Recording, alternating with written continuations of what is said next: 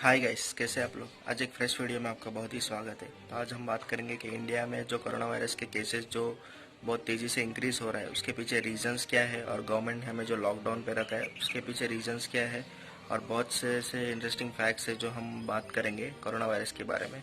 तो वीडियो को लास्ट तक देखिए। तो चलिए वीडियो शुरू करते हैं। कोरोना वायरस के केसेस जब इंडिया में इनिशियल स्टेजेस में था, तब हमारे गवर्नमेंट या स्टेट गवर्नमेंट या सेंट्रल गवर्नमेंट इस पर इतना ज़्यादा स्ट्रिक्ट एक्शन नहीं लिया।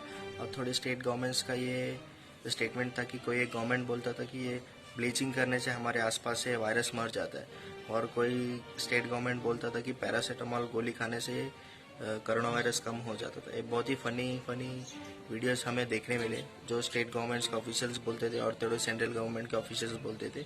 लेकिन ये बाद में धीरे धीरे बहुत ही गलत साबित हो गया। उन्होंने जो बोला ये सब पूरा गलत था, कि लोगों को भी पता चल गया ऑलरेडी। और ये कोरोना वायरस का केसेस धीरे धीरे बढ़ने पर हमारे गवर्नमेंट को क्या करना था ये पता नहीं चला।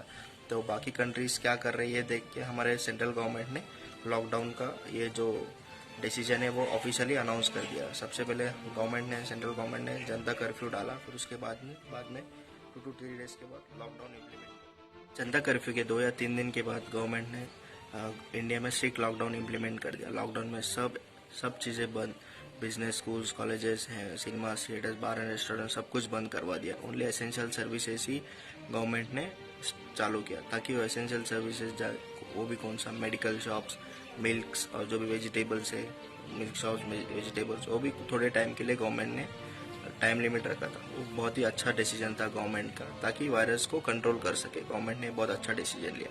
लेकिन लॉकडाउन में रहने पर भी हमारे इंडिया में जो केसेस है वो डेली बढ़ रहे थे। धीरे जो आज का काउंट है वायरस का काउंट, वो लॉकडाउन में इतने नहीं थे, ताकि लोग घरों में रह गए तो इतना लोगों का बाहर आना जाना नहीं हुआ। तो ये बहुत ही अच्छा डिसीजन था गवर्नमेंट का। लेकिन यहाँ पे हुआ क्या कि माइग्रेंट वर्कर्स जो है, जो डेली बेसिस पे काम करते थे, उन्हें बहुत लॉस होने लगा, क्योंकि उन्हें डेली काम करने पर ही उन्हें पैसा मिलता है। तो उनको कुछ पता नहीं चला। तो उन्होंने वो कौन कौन से गांव से आकर वो शहरों में काम करते, तो जाने के लिए गाड़ियाँ नहीं थी, कुछ नहीं थी। तो उन्होंने सीधा अपना जितने भी सामान थे सब उन्होंने पैक करके चल के जाना स्टार्ट कर दिया लॉकडाउन में। तो माइग्रेंट वर्कर्स बहुत मुश्किलें फेस किया है माइग्रेंट वर्कर्स ने इस लॉकडाउन में, ये कोरोना वायरस की वजह से। तो ये बहुत ही दुखी की बात है हमारे इंडिया में। माइग्रेंट वर्कर्स ने तो बहुत ही मुश्किलें फेस की। पर सेकंड है हमारा इकोनॉमी ऑलरेडी, हमारा जो जीडीपी था इस क्वार्टर में बहुत कम ही था, लेकिन इस कोरोना की वजह से हमारा इकोनॉमी बहुत ही नीचे आ चुका था। तो इस क्योंकि जो मार्केट में बाइंग सेलिंग प्रपोर्शन था नहीं, और इकोनॉमी तो ऑलरेडी बाइंग सेलिंग प्रपोर्शन ना होने के कारण हमारा इकोनॉमी गिर ही जाएगा ऑलमोस्ट। और इसके पीछे बहुत से बाइंग सेलिंग प्रपोर्शन नहीं था, मार्केट्स नहीं थे, और बहुत से बिजनेसेस का लॉस हो चुका था ऑलरेडी इस क्वार्टर में। इसके वजह से हमारे इकोनॉमी में तो बहुत ही गंदा इम्पैक्ट पड़ा। और जो हमारे गवर्नमेंट ने, सेंट्रल गवर्नमेंट ने 20 लाख करोड़ रुपए का जो पैकेज हमारे पूरे इंडियंस के लिए घोषित किया, वो जो 1 रुपये भी वो मिडिल क्लास फैमिली को, वो 1 रुपये भी जो गवर्नमेंट ने डिक्लेयर किया, वो 1 रुपये भी मिडिल क्लास फैमिली को आया नहीं। वो सिर्फ वो एमएसएमई उन चीज़ों को स्टेबल रखने के लिए गवर्नमेंट ने 20 lakh crore package 20 lakh crore rupees package government ने घोषित किया। जो गवर्नमेंट रिलेटेड एमएसएमई, जो स्मॉल स्केल इंडस्ट्रीज होते हैं, गवर्नमेंट रिलेटेड इंडस्ट्रीज, वो नुकसान ना हो, इसलिए गवर्नमेंट ने 20 लाख करोड़ रुपए पैकेज घोषित किया। तो और उनका कहना है कि ये हर एक आदमी तक जाएगा, पर मेरे पास तो आया नहीं। आप कमेंट सेक्शन में बताइए कि आपके पास वो 20 लाख करोड़ रुपए आपके घर में आया है क्या। नेक्स्ट इम्पैक्ट पड़ा हुआ इंडस्ट्री और ट्रैवल और टूरिज्म इंडस्ट्री, क्योंकि लॉकडाउन की वजह से कोई भी इंसान घरों के बाहर नहीं निकला, क्योंकि कोरोना वायरस के आउटब्रेक की वजह से वायरस स्प्रेड ना होने के कारण गवर्नमेंट ने टूरिज्म और ट्रैवल इंडस्ट्री, हमारे गवर्नमेंट ने, बाकी सब कंट्रीज ने भी बंद करके रखा। और ऐसे बहुत से इंडस्ट्री से हम नाम लेते जाएंगे तो बहुत बड़ी लिस्ट खड़ी होगी।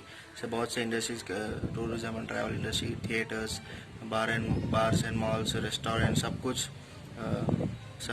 सब इंडस्ट्रीज पे कोरोना वायरस का इम्पैक्ट पड़ा।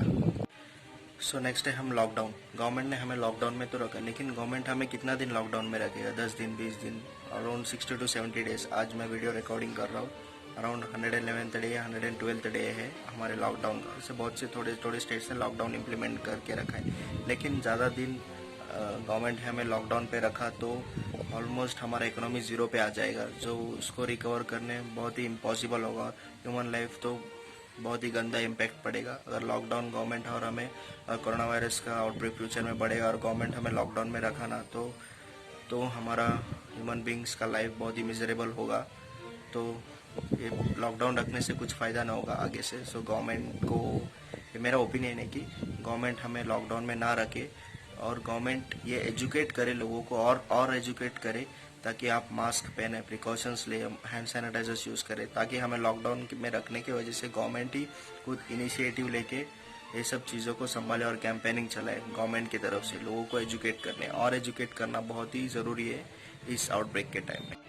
सपोज एक कोविड-19 पॉजिटिव हॉस्पिटल को पॉजिटिव आया उसको रिपोर्ट, तो हॉस्पिटल को अप्रोच कर रहा है, तो इसका ये मतलब नहीं कि हॉस्पिटल कोविड-19 पॉजिटिव एक सामने से वो जा रहा है हॉस्पिटल में ज्वाइन होने के लिए, लेकिन हॉस्पिटल उन्हें क्या बोलते सबमिट, या बोलते ना सबमिट होने के लिए रोक रहे, क्योंकि आप कोविड-19 पेशेंट से, क्योंकि हॉस्पिटल में कोविड-19 के लिए नहीं, बाकी सब डिलीवरी ऐसे बहुत से केसेस आते हैं हॉस्पिटल्स में, तो कोविड-19 पेशेंट्स को हॉस्पिटल्स में भर्ती किया नहीं जा रहा है, और वो क्या बोलते हैं, हम पेशेंट्स को बेड्स नहीं मिल रहे, और गवर्नमेंट की तरफ से ये कहना है कि 90% 80% बेड्स गवर्नमेंट हॉस्पिटल्स में खाली है, लेकिन जब पेशेंट अप्रोच हो रहा है तो उन्हें बेड्स नहीं मिल रहे। तो ये बहुत ही बड़ा ड्रॉबैक है हमारे सेंट्रल गवर्नमेंट और या स्टेट गवर्नमेंट का। ये मेरा अपील है कि दोनों स्टेट या सेंट्रल गवर्नमेंट को प्लीज़ आप इस प्रॉब्लम को सॉल्व कीजिए। जो भी थिएटर्स है, मॉल्स है, स्टेडियम से, सबको आप इस मेडिकल प्लेस बना दीजिए थोड़े दिनों के लिए। इन सब चीज़ों के लिए थिएटर्स ये सब आप खाली रखें ना, इन सब चीज़ों के लिए इन सब चीज़ों को आप थोड़े दिनों के लिए हॉस्पिटल्स बना दीजिए।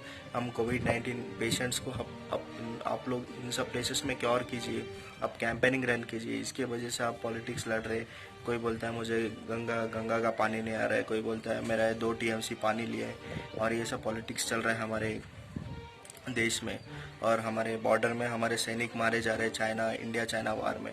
तो बहुत ही हेक्टिक सिचुएशन क्रिएट हुआ है हमारे कोरोना में, इस कोरोना कोविड-19 सिचुएशन में हमारे लिए।